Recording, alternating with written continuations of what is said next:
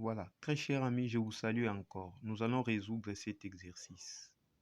Par quelle valeur de lambda l'équation 12x carré moins 10xy plus 2y carré plus 11x moins 5y plus lambda égale 0 représente-t-elle deux droites? Nous allons commencer par donner l'équation globale de deux droites, qui est là, l'équation globale de deux droites, qui est là. Et nous allons répondre l'équation qui nous a été donnée, en commençant par 2y carré. En commençant par 2y carré pour faire correspondre avec AY carré. En plus, nous allons prendre moins 10xy plus 12x carré parce qu'il y a toujours correspondance de xy, x carré. Y là-bas, x là et la partie là.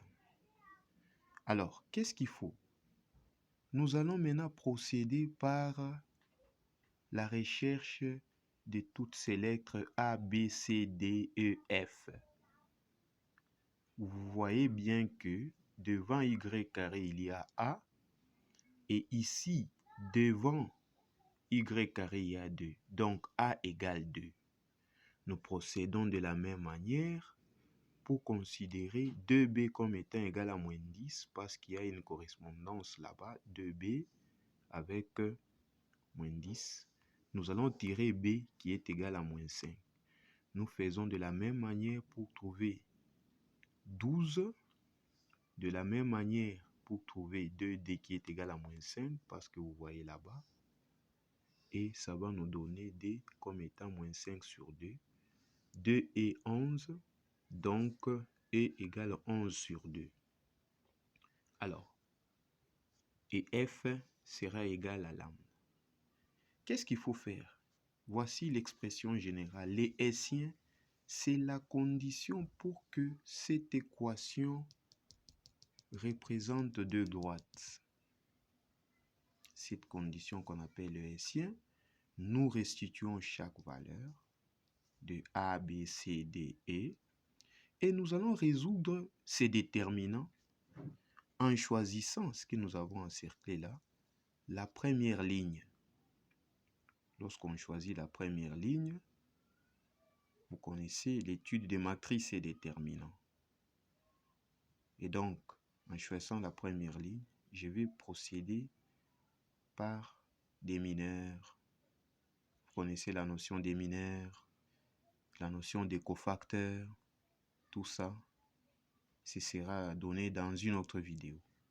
Du moins, je commence par 2. Je supprime la première colonne, la première ligne. J'ai 2 qui est là.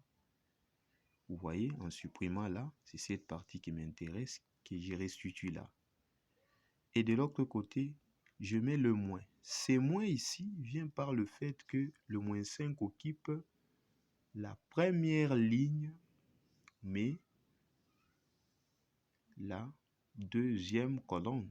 Ce qui fait 3 moins 1 exposant 3, ça donne moins 1. C'est ça, c'est signe. Et puis la valeur de moins 5 est restituée. Donc vous voyez, quand je suis là, je supprime ceci et là, je vais prendre moins 5 et moins 5 sur 2 que je restitue, ainsi que le 11 sur 2 et Y qui met donc là. Je fais la même chose avec moins 5 sur 2.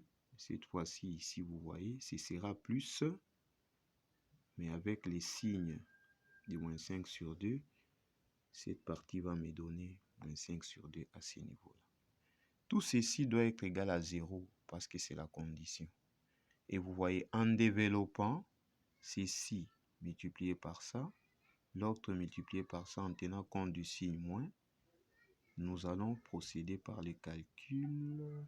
Donc, nous allons retrouver l'équation du premier degré en lambda. En résolvant cette équation, nous allons trouver lambda qui est égal à 17. Et on peut même vérifier. C'est de cette façon qu'il faut résoudre de tels exercices. Donc, si vous avez aimé la vidéo, n'oubliez pas surtout de liker et de dire à vos amis qui sont du domaine technique, scientifique, de pouvoir s'abonner parce que nous avons beaucoup de résolutions à mettre à votre disposition. Et vous allez comprendre que c'est très capital de vous expliquer de la sorte parce que nous rendons la matière vivante. Voilà, à la prochaine pour la prochaine